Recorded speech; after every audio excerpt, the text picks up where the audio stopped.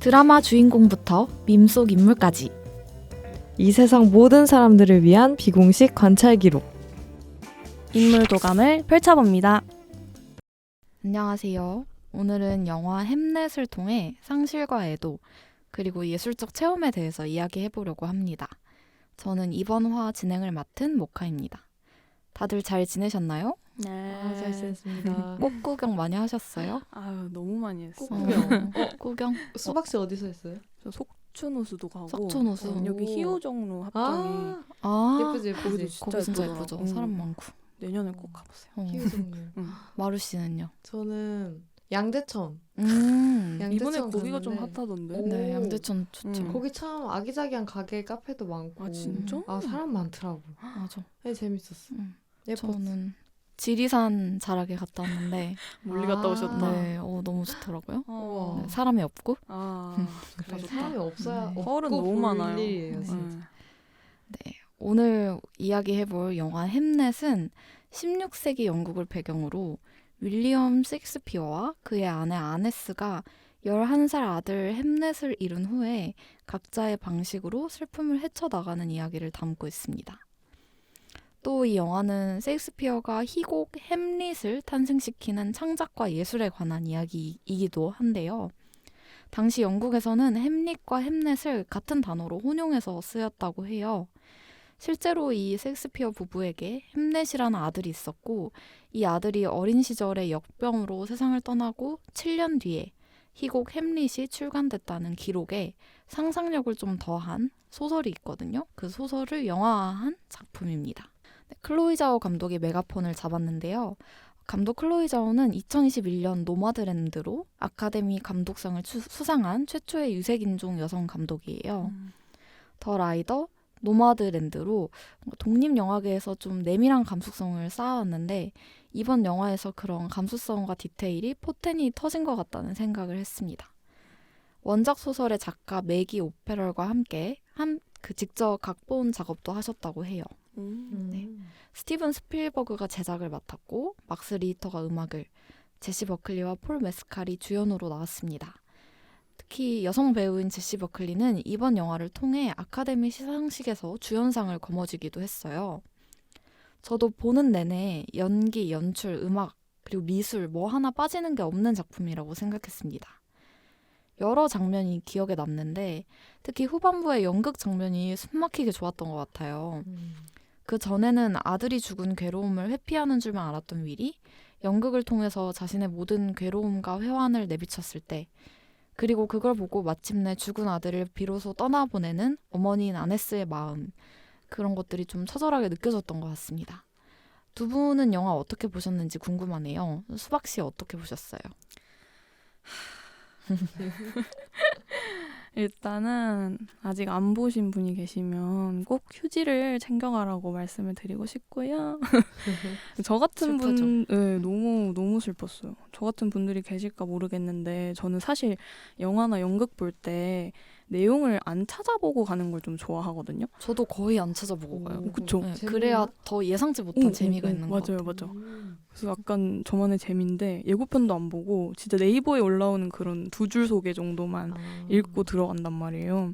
근데 이번에 햄릿도 딱 그것만 보고 들어가서 오히려 저는 그 셰익스피어의 그런 삶? 이 햄릿을 어떻게 썼는지 이런 거에 좀 초점이 맞춰져 있는 줄 알았어요. 근데 아니었던 거지. 그 아니에스 역의 제시 버클리 배우가 말씀하신 것처럼 여우주연상을 수상하셨는데 진짜 그녀가 받았어야 했다. 보는 내내 뭔가 연기가 아니라 진짜 그냥 아니에스 자체라는 생각을 진짜 많이 했던 것 같고 그냥 제가 그분의 삶을 지켜보고 있는 느낌이 들었어요. 특히 햄넷을 잃고 울부짖는 그 순간부터는 그냥 오열 파티였는데 맞아. 휴지를 안 챙겨 가서 맨투맨으로 이렇게 눈물을 닦았잖아요. 다 젖은 거야. 그래서 안에 있는 티까지 꺼내가지고 진짜 슬펐어. 계속 울었던 것 같아요. 그리고 또 신선했던 거는 좀 개인적으로 영화나 이런 것들 보면 좀 카메라 연출 같은 거를 저도 모르게 좀 따라가게 되는 것 같은데 특히 햄넷을 보면서는 약간 CCTV로 보는 느낌의 장면들이 좀 있었어요. 그래서 되게 신선하다 생각하고 되게 긴장감도 있고 불안감까지 들었는데 찾아보니까 실제로 그런 촬영 기법을 의도하셨다고 하시더라고요. 카메라가 안 움직이고 인물들의 가장 사적인 순간을 지켜보게 만들어서 관객들이 이 가족의 삶을 엿보게 되는 존재로 만들었다고 해요. 그래서 인물이랑 같이 움직이는 장면들에서는 오히려 그 움직임을 통한 감정이 더 극대화되어서 느껴질 수 있게 너무 적중하셨고 그런 여러 장면들이 있겠지만 그 애들이 태어나고 두 쌍둥이의 방을 계속 비춰주잖아요. 근데 그 처음엔 되게 활기차거든요. 막 쌍둥이들 뛰어다니고 막 장난치고 근데 그리고 나서 이제 주디스가 아프고 햄넷이 죽고 이사 가고 이런 내용을 똑같은 구도의 컷으로 다른 분위기로 계속 보여준단 말이에요. 그래서 그게 되게 이 가족의 변화를 친절하게 보여주는 것 같으면서도 이 햄넷의 부재가 더 크게 느껴져서 마음이 많이 아팠던 것 같아요. 그리고 구멍을 또 반복적으로 보여주는 것도 되게 관통하는 상징이었던 것 같은데 마지막에 햄릿 연극 무대에 나오는 문은 너무 알 것 같아요. 그 삶과 죽음을 이어주는 그 통로 같다는 그 의미가. 근데 저는 개인적으로 나무에 있는 구멍은 약간 탄생과 연결되는 것 같은데 되게 보면서 되게 무섭고 계속 긴장감이 들었던 것 같거든요. 여러분들은 안 그러셨나요? 저도 무서웠어요. 그렇죠. 이게 그 구멍 앞에서 아네스가 첫째 아이를 출산하잖아요. 근데 그 출산 장면도 사실 좀 기묘했는데 아이를 다 낳고 나서 이제 남편과 남동생이 이렇게 뛰어오는데 되게 기쁜 순간인데 그 구멍이 되게 의미심장하게 나오는데 뭔가 그 결국에는 어떤 탄생을 상징하기도 하지만 저는 그 마지막에 영화 맨 마지막에 햄넷이 들어가는 그 극장 안에서의 문과 그 나무에서의 구멍이 동일한 거라 생각했거든요. 그러니까 자연에서 출발해서 다시 죽어서 자연으로 돌아가는 느낌이었고 그리고 그 나무의 구멍이 뭔가 긴장감을 주기 위해 쓰인 것도 맞는 것 같아요. 왜냐면 둘째 쌍둥이를 출산할 때 계속 그 나무 앞으로 가고 싶어 했는데 못 가서 괴로워하잖아요. 근데 그때 되게 스산한 음악이 막 깔리는데 그 나무의 구멍이 연상되면서 왠지 거기 안 가면 누군가 죽을 것 같고 맞아. 좀 이런 느낌을 주긴 했던 것 같아요. 맞아.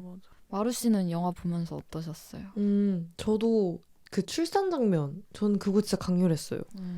이게 보면서 뭔가 이게 출산으로 연결된다고? 라는 생각이 들 정도로 뭔가 진짜 예상치도 못했고 엄청났던 그런 기억이 드는데 막 그냥 뭐 뜨거운 물, 천 이런 것도 당연히 없고 그냥 그 엄청 큰 나무 뿌리 이렇게 아래 누워서 그냥 소리 지르는 맞아요. 장면이잖아요. 그리고 거기도 카메라가 아까 얘기한 것처럼 멀리서 잡는데 안 움직였던 것 같아요. 맞아요. 그래가지고 되게 뭔가 어떻게 보면 되게 멀리서 이렇게 보는 그림을 보는 것 같은 느낌도 들었던 것 같고 그래서 이렇게 좀 자연이랑 가까운 캐릭터니까 그런 캐릭터성을 좀 이렇게 강화하려고 넣은 장면일 수도 있을 것 같고 또 그런 의지랑 강렬한 생명력이 전 초반 아네스한테는 느껴졌었거든요. 그런 게 잘 드러나는 장면이었던 것 같아요. 근데 또 그러면서 그 햄넷의 죽음을 겪으면서 좀 이렇게 시들시들해져가는 모습이랑 이렇게 대조가 됐던 것 같기도 하고 돌아보면 맞아. 그 출산 장면도 저는 좋았던 게 두 번의 출산 장면이 나오는데 되게 첫 번째 나무에서 출산할 때는 진짜 짐승 같다는 생각을 했거든요. 맞아. 근데 그래서 전 좋았던 것 같아요. 왜냐면 드라마나 영화에서 출산 장면을 너무 좀 대상화할 때가 있잖아요. 맞아요. 좀 야식꾸리한 옷 입고 막 우리나라 사극 특히 물론 그러네. 진짜 그렇게 입고 할 수도 있지만 그런 거 없이 정말 사실 근데 진짜 삶에서의 출산은 일상복을 입고 있을 때 예기치 않게 양수가 터지고 찾아오는 거니까 그러게요. 그런 되게 진짜 리얼한 느낌을 많이 살려서 좋았던 것 같아요. 맞아요. 그리고 저도 그 마지막에 그 연극 햄릿을 보는 마지막 한 15분 정도 장면이 전부 진짜 좋았어요. 그 제시 버클리 그 배우 연기가 정말 그 시퀀스에서 진짜 눈썹 움직임 하나랑 막 맞아. 근육 움직임 하나하나 진짜 와 어떻게 정말 놓치고 싶지 않을 정도로 진짜 엄청났던 것 같아요. 그리고 그런 특히 그 미묘한 표정 같은 게 변화가 이렇게 잘 보였던 게 그 마지막에 아들 환영 보고 뭔가 딱 그 장면 같거든요. 근데 거기서 막 돌아보라고 막 소리를 지르거나 막 가지마 막 이러지도 않고 웃으면서 보내주잖아요. 그게 진짜 정말 뭐랄까 일단 저는 그 아네스가 마침내 웃어서 웃을 수 있어서 너무 좋았고 또 그 결국에는 그 영화 내내 남편인 위라고 아네스하고 갈등이 그 원인이 결국에는 슬픔을 이렇게 표현하는 방식이 서로 달랐고 그거를 이해를 못했기 때문에 그랬던 것 같은데 그게 이제 결국에 마지막에는 해결됐다라는 그런 힌트니까 좋았던 것 같아요. 또 결국에는 그게 가능했던 게 남편인 윌의 연극을 봄으로써 가능했던 거잖아요. 그러니까 그 사랑하는 상대랑 그 감정적으로 이렇게 교류가 된다라는 느낌이 얼마나 큰 힘을 갖고 있나 그런 생각도 했던 것 같아요. 맞아. 처음에 딱 그 연극 봤을 때 자신의 아들을 그냥 소재로 사용했다는 거에 너무 분노한 상태로 찾아가잖아요. 그래서 그게 시작 부분에 선왕이 나올 때까지만 해도 계속 화나있는데 그 햄릿을 연기하는 배우가 나오고서부터 표정이 오. 싹 바뀌고 그니까 정말 자신의 아들이 컸으면 저랬겠다 이런 표정으로 보다가 마지막에는 딱 위로를 받는 맞아. 그 느낌이 너무 정말 말씀하신 것처럼 그죠. 카타르시스가 느껴지고 그거. 연기가 엄청났던 것 같습니다. 그니까. 저는 그 어떻게 보면 아들이랑 아버지가 바뀐 거잖아요. 그쵸. 그것도 좀 슬프긴 했던 것 같아요. 맞아요. 그 그러니까 관계성이. 맞아요. 대신 죽어주고 싶다는 마음을 그런 거야. 표현한 것 그러네. 싶었습니다. 아네스 가문의 여자들은 대대로 자연으로부터 신비한 기운을 받아온 사람들이에요. 그 일환으로 너의 임종은 두 사람이 지킬 것이다 라는 예언이 있었고 아네스는 이 두 사람이 자신의 자녀일 거라고 확신합니다. 그런데 두 번째 출산에서 쌍둥이가 태어나 버려서 아이가 3명이 되는 거죠. 숲에서 출산해야 된다는 자신의 오랜 고집을 꺾고 집에서 그 쌍둥이를 낳게 된 것도 아네스에게는 큰 불안이었는데요. 자기 뱃속에 있는 게 쌍둥이라는 걸 알게 되는 순간 이곳에서 내가 죽겠구나 직감을 해요. 하지만 아네스는 죽지 않았고 대신 쌍둥이 중 한 명인 주디스가 태어나자마자 죽을 고비를 넘깁니다. 그 순간부터 아네스의 삶은 몸이 약한 주디스를 향한 걱정으로 채워져요. 그런데 어느 날 주디스가 역병에 걸리고 맙니다. 아네스를 제외한 모두가 주디스는 죽을 거라고 생각을 하는 상황이었어요. 그런데 쌍둥이였던 햄넷이 주디스 곁을 떠나지 못하고 이불 속에 함께 눕습니다. 그때 햄넷이 창문 밖에서 사신의 기운을 느껴요. 이불을 뒤집어 써서 사신의 눈을 속이려는 어떤 햄넷의 의도가 있었습니다. 햄넷이 주디스에게 계속 말해요. 내 삶을 줄게. 이제 아버지가 런던으로 떠나기 전에 건넨 말인 Be Brave를 속으로 계속 되뇌이면서 자신의 여자 형제를 막 살리고 싶어서 자기 삶을 주겠다고 막 말을 해요. 그 11살밖에 안 되는 아이가 죽음 앞에서 느꼈을 두려움 그리고 용기가 너무 잘 드러난 장면이었습니다. 어린 나이에 죽음을 감각하고 그것을 막기 위해 자신이 할 수 있는 가장 큰 것을 내어놓는 햄넷의 모습이 좀 마음이 아팠는데요. 문득 마루 씨랑 수박 씨는 살면서 처음으로 죽음이라는 거를 실감하는 순간이 언제였을지 궁금해지더라고요. 그 어린 소년 햄넷의 마음은 너 대신 죽겠다 그 마음 진짜 엄청난 차원이라고 생각하거든요. 그리고 또 그렇게 자리를 바꾸면서 이렇게 뭐 사신의 눈을 속여서 이렇게 대신 죽음을 택한다 이런 설정도 전 좀 신비로웠던 것 같아요. 그 설정 자체도 뭐 제가 실감한 죽음 저는 최근에 좀 돌아가신 외할아버지가 돌아가셨는데 장례 치르면서 좀 실감했던 것 같아요. 그 손자 손녀들이 저 포함 셋밖에 없고 제가 또 맞이에요. 그래서 그냥 장례식장에서 계속 그 어른들이랑 같이 그 손님들 맞이하고 정신없이 그냥 일했어요 사실. 그래서 그냥 뭐 그러다가 할아버지 댁에 이제 돌아왔는데 장례 다 끝나고 그때 진짜 엄청난 외로움이랑 쓸쓸함이 확 몰려왔던 것 같아요. 혹시 그 까치산 맞아요, 댁에 맞아요. 계시던 네네. 되게 대학생 할 때부터 네. 자주 가셨잖아요. 맞아요. 진짜 공허함이 컸을 것 같네. 맞아. 그래서 그 집에 저도 그 대학교 새내기 때 말씀하신 것처럼 통하기 좀 힘든 날이나 그럴 때 한 며칠 자고 가고 그러기도 했어요. 그래서 이제 뭐 아침밥 차려주시면 같이 먹고 막 그랬는데 아무튼 그 집인데 막 이렇게 옷 걸려있고 좀 갑자기 돌아가셨거든요. 그래서 딱히 뭐 이렇게 준비할 그럴 것도 없이 그래서 막 살림들 그런 거 보니까 아, 이제 진짜 뵐 수 없구나. 이제 이 집에 안 계시는구나. 그런 생각이 탁 다가왔던 것 같아요. 저도 장례 치르는 내내 계속 이렇게 인사를 마음속으로 했던 것 같아요. 처음에 이렇게 도착해서 인사드리면서 할아버지 잘 가 이렇게 인사하고 입관할 때 마지막으로 얼굴 뵙잖아요. 그때 이제 진짜 마지막에 하면서 속으로. 근데 계속 뭔가 인사할 일을 제가 막 만들었던 것 같아요. 뭐, 아, 슬프다. 그래서 그냥 오래오래 조금 음. 기억을 하고 싶었나 봐요. 마지막으로 할아버지 댁에 또 화분 가져가면서도 할아버지 이제 진짜 마지막이야. 그래서 이렇게 인사드리고 진짜 아이고. 최종 마지막은 일기 쓰면서 마지막 인사 드렸던 것 같아요. 아무튼 그렇게 그게 제가 좀 실감한 죽음과 관련된 기억 슬프다. 그런 것 같아요. 네. 맞아. 그 주디스가 역병에 걸리기 전에 둘이 옷도 바꿔 입고 막 말투도 다르게 하면서 부모님을 속이잖아요. 솔직히 저는 그걸 보면서 오, 하나도 안 닮았는데.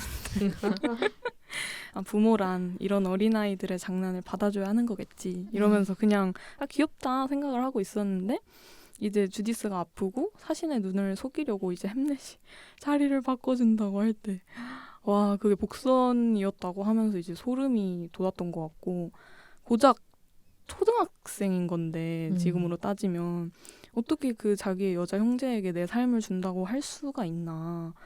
진짜 무아지경 오열을 했던 것 같아요. 네. 그리고 저도 어렸을 때 할아버지가 돌아가셨던 게 죽음을 실감했던 첫 순간이었던 것 같고 제가 죽음과 어떤 그런 상실감에 주체가 된 거는 오히려 키우던 강아지들이 이제 무지개 다리를 건넜을 때인 것 같은데 제가 5학년 때부터 이제 본가에서 강아지들을 키웠었거든요. 근데 대학교 2학년 때 한 마리가 가고 또 작년에 한 마리가 떠났어요. 그래서 진짜 그때 많이 온 것 같아요. 근데 진짜 신기한 게 첫 아이가 아파서 떠났는데 그때 제가 일정이 있어가지고 본가에 가기로 한 날을 일주일 미뤘어요. 근데 뭔가 마음이 좀 찜찜한 거예요.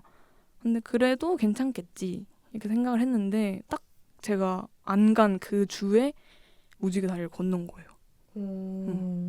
근데 두 번째 아이가 갈 때도 그 느낌이 똑같이 들었어요. 그래서 아, 오늘 집에 꼭 가야 될 것만 같아. 그 직감이란 게 있나 봐요. 그래서 원래 계획이 없었거든요. 근데 퇴근하고 밤늦게 그냥 바로 집에 갔어요.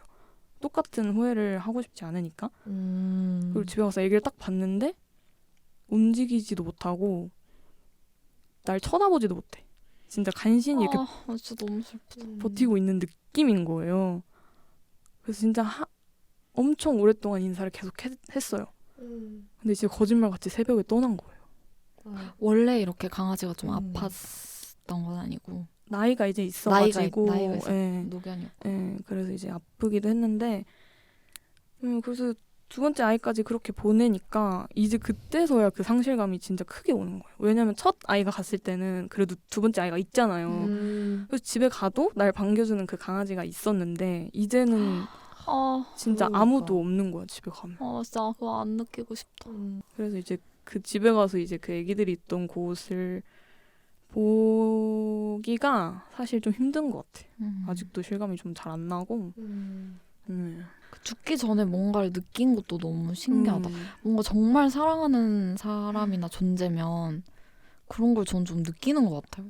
저는 최근에 한번 어느 날 토요일인가 일요일인가 주말 아침이었는데 제가 이렇게 꿈을 꿨는데 꿈에서 우리 할머니가 나왔는데 저희 할머니가 이제 다리를 못 쓰시거든요. 하반신 장애가 있으신데 그거랑 관련된 얘기를 하면서 그 거동이 불편한 몸으로 뭔가 어떤 제스처를 취했는데 제가 그걸 보고 꿈에서 울음이 터진 거예요.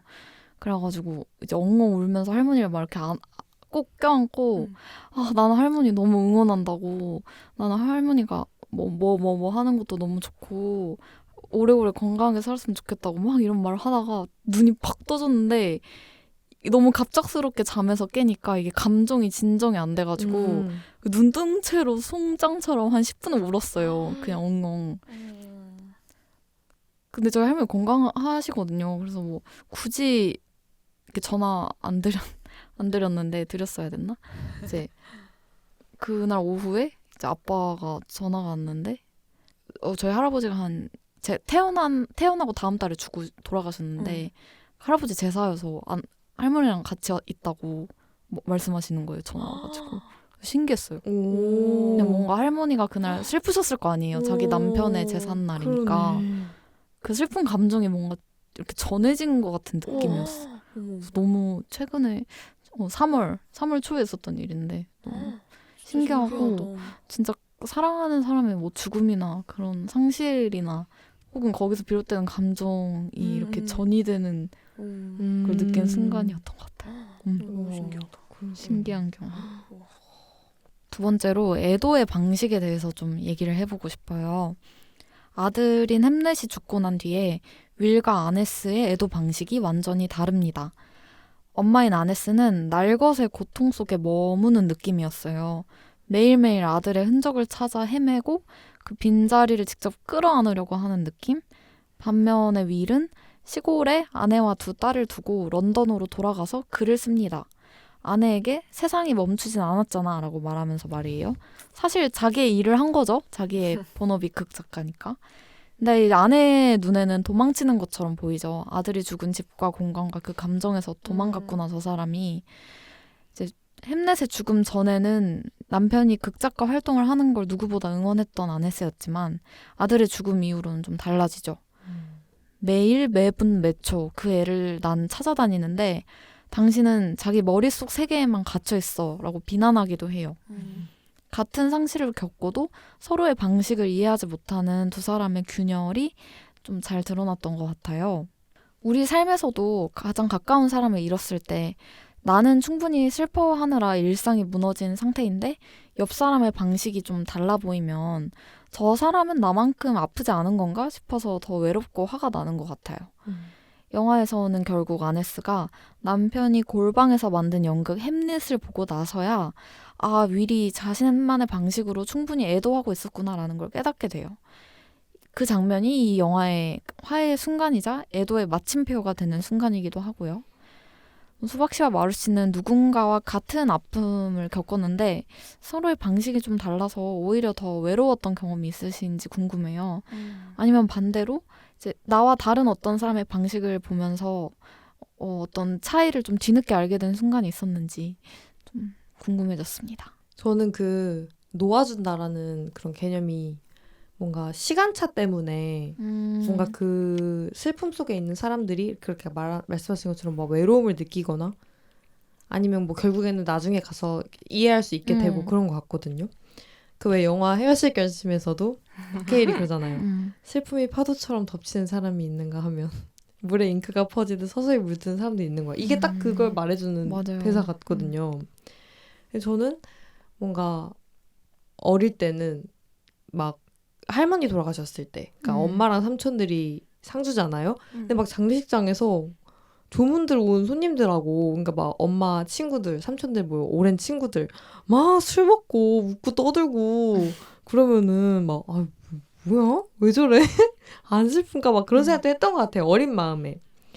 근데 또 이번에 이게 외할아버지 돌아가셨을 때도 엄마가 막 눈물도 딱히 안 흘리길래 우리 엄마 꽤 강한데? 막 이렇게 생각을 했는데 한참 뒤에 우시는 거예요. 외할머니도 이제 안 계시니까 나 이제 엄마도 없고 아빠도 없어. 그러면 약간 웃긴데? 엄마도 약간 그러니까요. 좀 안쓰러웠어요, 진짜. 근데 아까 그 수박 씨가 강쥐들 얘기한 것처럼 할머니가 엄마의 엄마 가셨을 때는 이 정도로 공허하진 않았대요. 그래도 아빠가 있으니까. 근데 이번에는 진짜 좀 많이 다르다. 그런 얘기를 하시더라고요. 이제 둘 다 안 계신다는 그런 마음이, 부모가 둘 다 없다라는 그런 마음이 또, 네. 그래서 엄마를 이렇게 보는데 그래, 당연히 너무너무 슬펐겠지만 그 시간차 때문이었을까? 아니면 정말 실감이 안 나서 그런 걸 수도 당연히 있겠지 싶기도 하고요. 워낙 그 상주들은 또 바쁘니까 슬퍼할 겨를도 없을 만큼. 그래서 저는 그 놓아준다는 거에 대해서 또 뭔가 공유하고 싶은 게 하나 있었어요. 이거 알 수도 있는데 되게 좋아하는 지식인 답변이거든요. 네이버 지식인 답변? 그 질문자가 이런 걸 물어봐요. 자기가 키우던 토끼가 죽었는데 사람들이 자꾸 그 토끼를 놓아주라고 한대요. 그러니까 약간 어린 친구였나 봐요. 놓아주라는 게 무슨 뜻인가요? 라고 물어봐요. 근데 거기 답변에 진짜 울림이 큰 답변이 달린 거예요. 대상이 물리적으로 나의 곁을 떠났고 그립고 다시 보고 싶은 상태에서 놓아준다라는 거는 사랑했던 추억, 경험, 감각들을 모두 추상적인 바다에 쏟아붓는 거다. 그래서 그럼 영원히 잃지 않게 된다. 그래서 언제든 생각이 날 때마다 그 바다에 가면 되고 또 좀 시간이 지나면 그 추억들이 바닷속으로 점점 흐려지겠지만 사라지지 않고 그 바다를 오래오래 아름답게 만들어줄 거다. 뭔가 되게 마음을 되게 편안하게 해주는 그런 상실에 대처하는 어떠한 방식이잖아요. 좋은데요. 응. 완전히 사라진 게 아니라 그니까. 어쨌든 내 삶 속에 녹아 있으니까. 그게 놓아주는 거다. 되게 근데 이렇게. 표현이 너무 아름답다. 그니까. 근데 바다. 지식인이 되게 그죠? 가끔 이런 게 있어. 그니까. 그래서 저도 이제 부모를 둘 다 이제 떠나보낸 엄마한테 이 얘기를 해주면서 이렇게 위로를 해주면서 바다를 진짜로? 해줬죠. 당신 되게 멋진 딸이다. 그런가? 아니, 우리 엄마가 이런 엄마도 얘기- 없고 아빠도 없어. 하면서 어, 우니까. 와 이런 얘기를 하면서 어머니를 위로해줬다는 게. 이거 제가 되게 좋아하는 어. 되게 뭔가 그 상실을 겪은 사람이면 뭔가 이런 접근을 해보는 것도 되게 좋을 것 같아요. 말처럼 쉬운 건 아니지만. 그게 너무 슬프다. 그죠. 근데 저도 저희 엄마도 이제 어머니 아버지가 두 분 다 없으신데 가끔 이제 술을 마시거나 가족들끼리 하면 한 번씩 엄마 보고 싶다 이러면서 막 울어요. 그러면 그냥 오열. 그니까. 근데 저도 엄마한테 이 얘기 해줘야겠다. 진짜. 그래, 나도. 엄마 아빠는 평생 보고 싶은 것 같아. 그죠. 근데 그런 생각 안 해요. 저는 가끔 엄마 아빠가 돌아가셨을 때를 상상하거든요. 저도 하죠. 그냥 오열해요. 저도요. 막 그런 생각하면서 울 때 많아요. 특히 수박 씨도 지방 사람이어서 알겠지만 저는 그 맞아. 어릴 때부터 지방에서 다시 서울로 올라오는 버스 안에서 그 생각을 되게 많이 했어요. 맞아. 네. 이제 햄넷에서 이제 윌리엄이 영화 초반에 사랑에 빠진 아네스한테 오르페우스 신화 이야기를 들려주잖아요. 그 신화도 인간이 죽음을 받아들이는 방식을 좀 담은 메타포인 것 같아요. 뱀에게 물려서 죽은 아내 에우리디케를 저승까지 찾아가서 구해내지만 이승에 다다를 때까지 뒤를 돌아보면 안 된다는 조건을 지키지 못해서 오르페우스는 결국 다시 아내를 죽게 만듭니다. 결국 인간은 죽음을 통제할 수 없으니까요. 그런 의미도 있는 것 같고 산자는 뒤를 돌아보면 안 되고 결국 미래를 향해 가야 되고 하지만 이 비통한 운명을 담은 이야기 속에서 그의 아내 에우리디케는 영원히 살아있게 됩니다. 윌도 햄릿이라는 작품을 통해서 아들을 영생의 대상으로 다시 태어나게끔 한 것 같아요. 그래서 뭔가 이런 사랑하는 일을 어떤 글이든 뭐든 어떤 형태로 좀 남겨둔다는 게 굉장히 아름다운 애도의 방식인 것 같다는 생각을 했습니다. 연극 안에서 죽은 자의 자리를 선왕인 아버지로 한 것도 아들 대신 죽고 싶었던 마음의 애절한 표현이었던 것 같아요. 맞아. 그리고 그런 말이 있잖아요. 부모님 돌아가시기 전에 영상을 많이 남겨놓으라고. 맞아요. 그래서 저도 20대 한 중반부터 부모님 사진을 엄청 찍어요. 맞아요. 영상이랑. 그죠. 그냥 막 찍어. 맞아요. 되게 싫어하시거든요. 왜 찍어? 이러는데 거기 대고 엄마 아빠가 언제 그러니까. 돌아가실지 모르니까 찍는 이렇게 말 못하니까 그냥 내 마음이야 이러고 막 찍는데 진짜 기록으로 남겨두는 게 중요한 것 같아요. 그게 엄마한테 들었는데 뭐 이런 얘기를 하다 들은 건 아니고 목소리가 생각이 안 난대요. 목소리. 그래서 동영상. 네. 진짜 그렇게. 목소리가. 그러니까 내 안에서만 그게 맴도는 거잖아요. 목소리는 사실. 너무 슬프다. 그러니까, 더 많이 찍어야겠다. 영상을 많이 찍으라고 하더라. 저도 엄청 많이 찍고 그래서. 사진을 더 많이 찍었던 것 같은데 영상을 찍어야겠다. 그러네. 목소리가 그렇구나. 근데 목소리 엄마 목소리랑 안 닮았어요? 저요? 응. 안 닮은 거. 진짜. 닮았어요? 저는 엄마랑 목소리도 비슷해요. 진짜? 그래서 외할머니가 가끔 구분을 못해서. 그 정도로? 신기하다. 그럼 자매끼리는 좀 닮았죠? 자매끼리는 똑같아요. 그래서 아 진짜. 우리도 자매끼리는 아, 비슷한데 그래서 우리도 아빠나 엄마가 가끔 속아요. 맞아. 어. 불어 더 그렇게 내면. 맞아. 근데 엄마랑 닮은지 모르겠는데. 엄마랑은 안 닮은 것 같아. 방금 우리가 한 이야기의 좀 연장선으로 어떤 이런 애도의 과정 전에 상실이 있고 나서 거기에 대응하는 좀 나만의 방법에 대해서 좀 얘기를 해보고 싶었어요. 영화에서 가장 아름다운 장면 중 하나가 아네스가 햄릿 공연의 막바지에서 죽음을 향해 달려가는 햄릿 배우에게 손을 이렇게 뻗어요. 죽지 않았으면 하는 마음에. 그랬더니 다른 관객들이 모두 그 배우를 향해서 손을 이렇게 뻗어요. 와, 이때 정말 경이롭더라고요, 저는. 맞아요. 이제 무대 위에서 어떤 햄릿이라는 이름의 가상의 인물이 살아 움직이는 걸 보면서 아네스는 처음으로 아들이 어딘가에 영원히 남아있다는 걸 느끼고 자신 말고도 무대를 보면서 눈물 흘리는 관객들을 보는 순간에는 아, 이 슬픔이 내 혼자만의 것이 아니구나라는 거를 직감해요. 어떤 동질한 경험, 비슷한 감정을 공유하고 있다는 게 공감받는 어떤 느낌을 일으키는 거죠. 그래서 자신의 아들의 죽음을 다른 사람들이 함께 애도하고 있다는 어떤 착각을 했을 수도 있고요. 그 동질성이 느껴지는 어떤 예술적인 체험이 아네스에게 비로소 아들을 보낼 수 있는 마침표가 되어준 것 같아요. 그리고 그 장면을 보고 있는 영화관 객석에 앉아있는 나도 어느 순간 그 일원이 되어버리더라고요. 맞아요. 네. 나도 공감받고 위로받는 느낌? 그래서 예술이 상실을 되돌릴 수 없지만 죽음을 되돌릴 수는 없지만 그 상실된 상태를 견디게 해준다는 거를 관객 또한 영화적 체험으로 체감하는 순간이었던 것 같습니다. 어쨌든 형체가 있는 것보다 훨씬 무서우니까 형체가 있는 영화나 희곡이나 뭐 글이나 그림 이런 걸로 아픔이 좀 구체화됐을 때 좀 더 관조적인 마음으로 상처를 멀리서 바라볼 수 있는 것도 같아요. 마루 씨와 수박 씨는 어떤 힘든 시간을 지날 때 버티게 해준 뭐 경험이나 작품이나 뭐 방법이 있는지 궁금해지더라고요.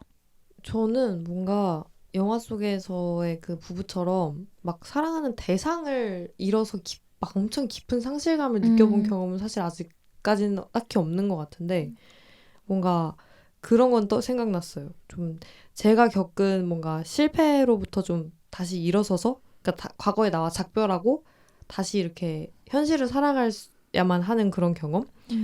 그래서 뭔가 이때 제가 느꼈던 상실감은 현실에 자꾸 발을 못 붙여서 일어났던 것 같거든요.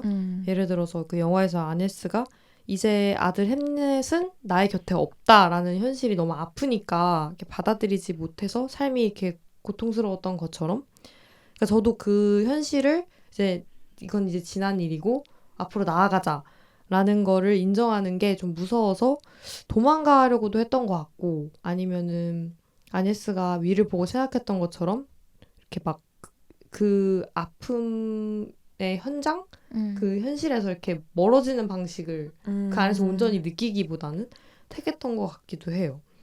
그리고 아까 그 다 같이 손을 뻗어주는 그 장면 저는 그거 보고 약간 미드소마도 좀 생각났거든요. 그 막 다 같이 네네네. 우는 장면. 저는 그 영화가 참 이상하긴 한데 저는 좋은 것 같아요. 있어요. 그게 되게 거기서도 그 데니 그 플로렌스 퓨가 데니 맞나요? 맞아요. 데니 맞아요. 그 극 중에서 이름이. 네. 그 가족 아무튼 그런 맞아. 트라우마가 있고 근데 이제 남자친구나 주변인들은 이제 공감을 못 하잖아요. 그 구성원 아마 가족들이 자살로 생을 마감했었나 맞아. 그 같은데? 여동생에 의해서 네, 뭔가 어떻게 네. 좀 그랬던 것 같아요. 근데 그냥 다 같이 이렇게 그 데니를 둘러싸고 막 울어주나? 그런 장면이 기억에 확 남거든요. 그냥 막 사실 엄청난 그런 슬픔에 있을 때는 위로의 말도 당연히 좋지만 그냥 같이 이렇게 울어주는 그러니까 똑같이 해주는 나도 그런 마음이야 라는 게 제일 잘 보이는 것 같거든요. 그렇게 해주는 게 아니면 같이 이렇게 심연 속으로 빠져준다거나 공감. 맞아. 공감 되게 어렵잖아요. 그니까 제일 어렵죠 사실. 내 일이 아닌데 내 일처럼 해주는 내 거. 일처럼 운다는 게 사실 그래서 이 장면이 제일 기억에 남나 봐요. 맞아요. 그래서 저도 뭔가 아까 말했던 그런 상황에 엄마가 좀 그랬던 것 같아요. 엄마가 좀 제가 막 한 일만큼 괴로워하면 막 오신 만큼 막 괴로워하시거든요. 어. 그러니까 사실 그게 싫어요. 너무 미안하고. 근데 또 한편으로는 헉, 나보다 더 이렇게 괴로워해준다고 하는 게 힘이 돼서 다시 이렇게 또 나아갈 힘이 역설적으로 됐던 것 같기도 해요. 뭔가 저희 저번 에피소드인 그 센티멘탈 밸류도 그렇고 뭔가 이런 말 못할 감정이나 고통 같은 거를 간접적으로 표현하고 해소하는 그런 수단으로서 예술을 이야기를 하게 되는 것 같기도 하네요. 저도 뭔가 작품을 이야기하고 싶긴 한데 아직 뭔가 상실감을 극복하기 위해서 뭔가 작품을 보거나 극복이 된 적이 없는 것 같아가지고 저는 개인적으로는 너무 힘들고 마음이 복잡하면 2가지 정도를 하는 것 같은데 첫 번째로는 기록을 하는 것 같아요. 강아지들이 죽었을 때도 그랬고 뭔가 이렇게 막 제 감정을 배설하는 거에 가까운 그래도 한바탕 쏟아내고 나면은 그래도 좀 가벼운 것 같기도 하고 그 2번째는 산책을 나가서 사진을 찍거든요. 제가 사진 찍는 걸 좋아해가지고 진짜 또 잘 찍으시잖아요. 감사합니다. 그 집 근처 한강에 가서 막 2-3시간을 아예 막 걷다 온다거나 아니면 카메라 챙겨서 제가 좋아하는 동네를 가거나 해요. 근데 저한테는 그 2개가 다 약간 명상이랑 비슷한 것 같아요. 그래서 쓰는 그런 과정을 통해서 저의 생각과 감정에 집중하게 되고 또 산책을 하면서는 내가 지금 있는 곳을 관찰하고 그냥 그거를 프레임에 담기 위한 고민만 하잖아요. 그래서 뭔가 그 시간들이 제가 가지고 있는 불안이나 걱정 같은 그런 부정적인 생각의 굴레에서 좀 꺼내주고 실존하는 감각을 느끼게 해주는 것 같더라고요.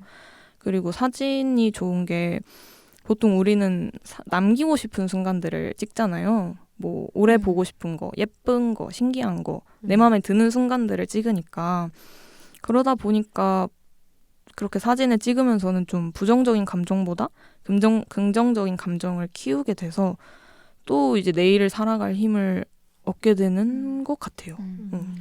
요즘에 그 걷기 명상이라는 말이 많이 쓰이더라고요. 진짜 확실히 그게 도움이 되는 것 같아요. 좋은 것 같아요, 산책. 저는 뭔가 이별에서 오는 상실은 제가 의식처럼 보는 영화가 있거든요. 클로저라는 영화인데 주드로랑 줄리아 로버츠, 4명의 나탈리 포트만, 네 4명의 남녀가 나오는 이거는 로맨스 영화라 하기엔 좀 애매하고요.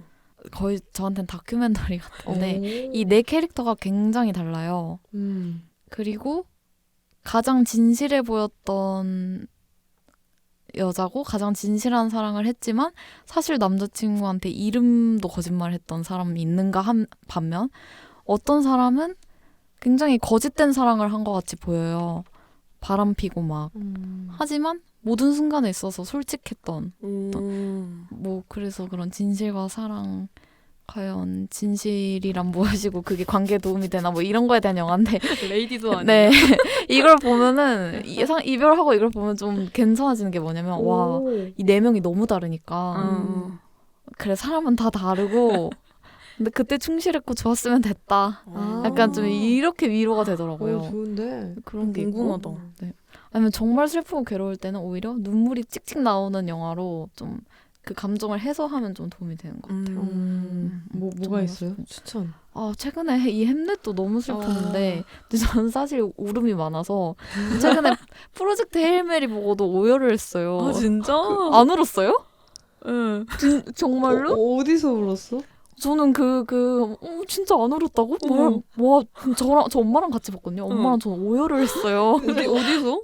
일단 울음이 딱 터진 장면이 정확하게 하나가 기억이 나는데 라이언 고슬링이 고슬밥 씨가 이제 그 럭키 앞에서 나는 지구로 못 돌아가 이 임무를 완수하면 난 우주에서 죽는 거야. 하지만 난 괜찮아. 마음 정리를 했거든. 이렇게 쿨한 척을 하는데 럭키가 너가 지구에 돌아갈 수 있는 에너지 자원 내가 줄게 이렇게 얘기를 하니까 고슬밥 씨가 울어요. 사실 정말 돌아가고 싶었던 거죠. 그게 너무 슬픈 거예요. 안 슬펐어요? 거기서 진짜 오열했고 근데 거기서 또 터져서 거의 후반부까지 계속 울었어요. 진짜? 네. 저 소신발언 해도 돼요? 네. 저 사실 햄넷 보면서 안 울었어요? 와, 그러니까 이게 슬픈 포인트가 저는 잘 안 울긴 해요. 영화 볼 때. 전 가족 이야기에 약해가지고. 아무튼 저는 좀 눈물이 많고 슬픔을 느낀 포인트도 많은 것 오. 같아서 거의 웬만하면 울어요. 안 우는 걸 찾기가 네, 너무 그래서 힘들어. 극장에 가면 좀 저는 해소되는 것 같아요. 오. 저는 왕가 사는 남자도 되게 안 좋게 봤거든요. 음. 보고 약간 놀랍더라고요. 이게 그니까. 1,700만이라는 게 가족끼리 보기엔 좋지만 맞아, 이제 맞아, 제 맞아. 취향엔 안 맞았는데 네. 그럼에도 불구하고 거기서도 오해를 하고 울기 늘었구나. 근데 이제 제 해소 방식은 우와. 슬픈 영화를 보는 거다. 근데 맞아, 좋은 것 같아.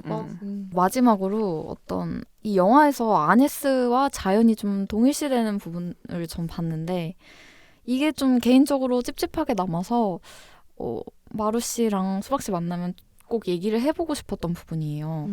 사실 햄넷은 여성 감독의 영화이기도 하고 고전 시대를 배경으로 하지만 아네스라는 주체적인 여성 캐릭터를 중심에 두고 있기 때문에 여성을 대상화하는 영화는 절대 아니긴 하잖아요.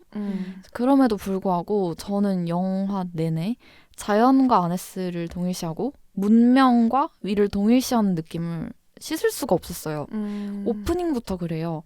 그 엄마의 자궁처럼 보이는 나무 껍질 속에서 태아처럼 웅크린 채 등장하는 아네스가 있고 이제 영화의 엔딩은 연극 햄릿의 배우가 다시 자연 속으로 들어가는 듯한 메타포로 닫히죠. 그러니까 영화 내내 자연과 여성은 생명을 좀 잉태하고 키우는 존재로 그려지고 아네스의 인생은 출산과 양육이 전부처럼 그려지는데 반면에 윌은 런던이라는 문명의 공간에서 글을 쓰고 예술을 만들어내죠. 같은 가족임에도 불구하고요. 이제 결정적으로 아까 방금 말했던 것처럼 어쨌든 영화가 그 연극에서 다치기 때문에 햄넷의 죽음을 좀 진정으로 봉합하고 애도의 마침표를 찍는 거는 결국 윌이 만든 연극 햄릿이었다는 게 자연으로 시작해서 문명, 윌이 이야기의 결말을 닫는 구조인 것 같기도 한 거예요. 여기서 에코페미니즘 개념을 잠깐 가져와 보면 에코페미니즘은 가부장적 구조가 남성과 여성을 나누고 문화와 자연을 나누고 이런 이분법적 대립을 통해서 지배를 정당화한다고 비판해요. 이 위계 속에서 이제 문화와 이성, 강함은 어떤 남성의 속성으로 여겨지고 자연과 감정, 나약함은 여성의 속성으로 귀속되어 왔다는 얘기인데요. 결과적으로 여성과 자연을 동일시하면 안 된다. 그 동일시 때문에 여성이 좀 열등한 존재로 위치지어 왔다는 주장이죠. 이 렌즈를 끼고 햄넷을 좀 보면은 제 찝찝함이 단순한 오버띵킹은 아닐 수도 있겠다는 생각이 드는 거예요. 아네스를 아무리 강하고 주체적으로 그렸다 하더라도 자연의 일부처럼 좀 프레이밍되고 어떤 출산과 양육의 공간에서 머무니까 반면에 남편은 문명의 공간에서 예술을 통해 죽음을 초월하는 서사를 써내려가고요. 이런 이분법이 워낙 서사들에서 좀 많이 쓰이다 보니까 좀 찝찝했던 것 같은데 이제 물론 감독이 의도적으로 아네스를 억압하려고 했다고는 생각하지 않아요. 오히려 자연성을 아네스의 힘으로 야성적인 것을 여성의 능력으로 그리려 했을 가능성이 높아 보여요. 근데 의도가 좋다고 해서 뭔가 이분법이 사라지는 건 아니니까 좀 어렵더라고요. 그래서 어떻게 보셨는지 제 과도한 해석인지 궁금하더라고요. 네. 원작이 있잖아요, 어쨌든. 그래서 원작이랑 얼마나 똑같은지는 뭐 안 읽어봐서 모르겠지만 원작이 있기 때문에 어쩔 수 없나 싶기도 했어요, 저도 사실. 하지만 전형적인 그런 시선에 대한 생각을 저도 지울 수는 없었던 것 같고 말씀해주신 그 자연과 문명뿐만 아니라 아네스를 숲속 마녀의 딸이라고 이야기하는 장면이 나오잖아요.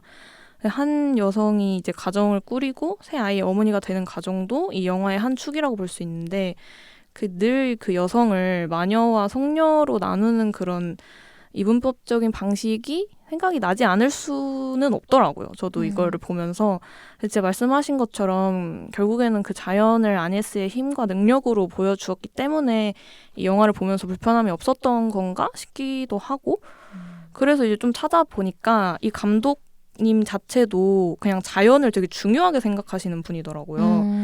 그래서 인터뷰에서도 자연에 대해 이야기한 게 있어서 가져왔는데 한번 읽어봐도 될까요? 네. 그래요. 그렇게 가장 깊은 지점까지 내려가 보면 우리 모두가 나무나 잎사귀와 마찬가지로 빅뱅에서 비롯된 같은 입자로 이루어진 존재라는 사실에 닿게 됩니다. 그런데 우리는 종종 그 사실을 잊고 인간이 자연과 분리된 존재라 생각하죠. 하지만 인간과 자연이 다를 게 없다는 점을 떠올릴 수 있다면 죽음에 대한 두려움도 실패에 대한 두려움도 분리와 상실에 대한 두려움도 사라집니다.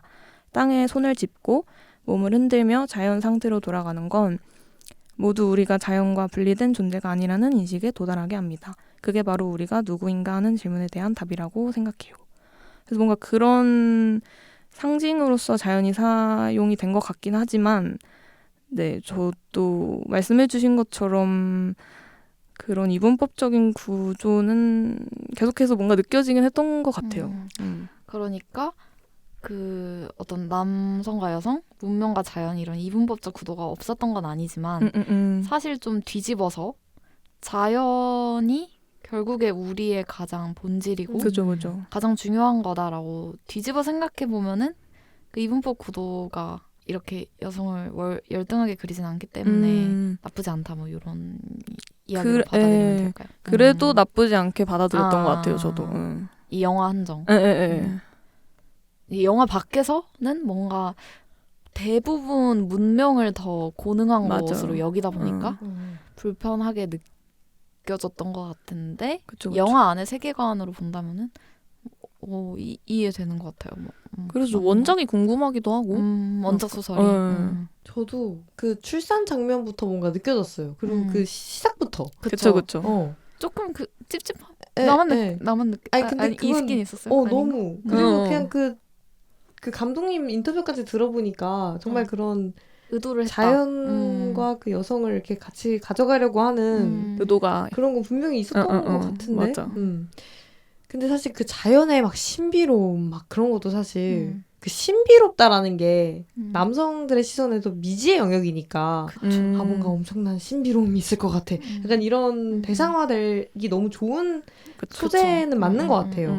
그래서 그 출산 장면도 제가 보면서 너무 강렬하면서도 또 한편으로는 이걸 어떻게 하려나라고 막 약간 뭔가 걱정이 됐던 게 너무 약간 그렇게 자극적이거나 선정적으로 그려지기 너무 딱 좋은 소재잖아요, 사실. 물론 그러지 않았지만. 그러니까 그러지 않아서 맞아. 저도 그냥 좋았던 것 같은데 근데 아까 얘기하신 것처럼 뭔가 그렇게 여성과 자연을 가까이에 두는 게 저는 오히려 뭔가 이게 그 ESG 시대에 긍정적인 로도 읽힐 수 있다고 생각해요. 물론 그런 아직까지 그런 이분법이 존재하는 우리 세계관에서 이걸 마냥 좋아라고만 볼 수는 당연히 없지만 오히려 막 그런 출산 장면으로만 예를 들어보면 그런 오히려 저는 강인함과 막 생명력 그 짐승 같다가 약간 포지티브한 쪽으로 그런 게 느껴졌거든요.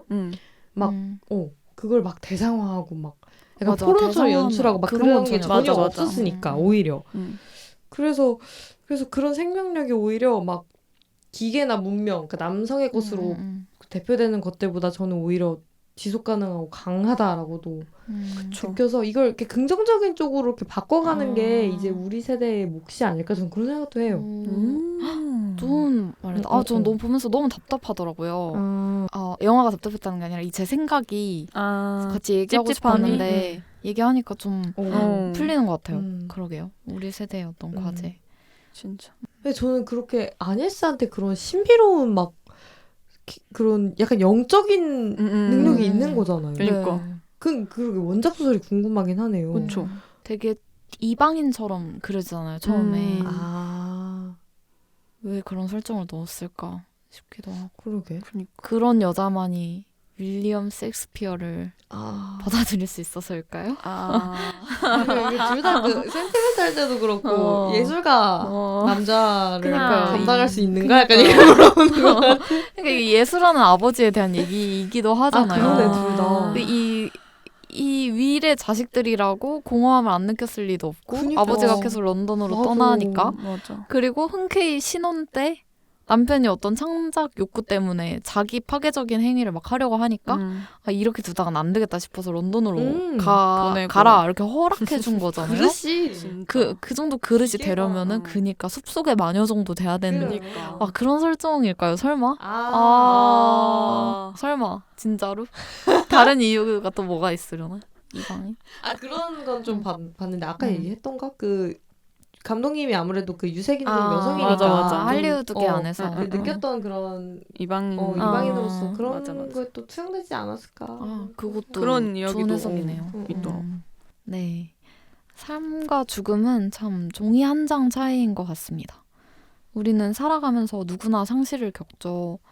너무 슬픈 일이에요. 비극이 항상 도사리고 있고 인간이라면 그걸 피할 수 없다는 게. 그치만 절대 괜찮아지지 않았을 것 같았던 상실의 공허함도 시간이 흐르면 조금씩 채워지고 계절은 다시 돌아옵니다. 애도라는 게 어떤 존재를 잊는 게 아니라 두 가지를 받아들이는 거래요. 그 사람은 더 이상 존재하지 않는다와 하지만 나의 기억과 삶 속에서 참 좋았었다. 남아있다. 이 두 가지. 네. 어떤 상실의 늪에서 허우적거리는 청취자가 있다면 영화 햄넷이 그 애도의 과정에서 조금은 위로가 되지 않을까 싶습니다. 모두가 다시 돌아온 봄을 충만하게 느끼시기를, 삶의 행복을 기꺼이 누리시기를 바라면서 마무리해볼까 합니다. 다음 장에서 또 만나요. 안녕.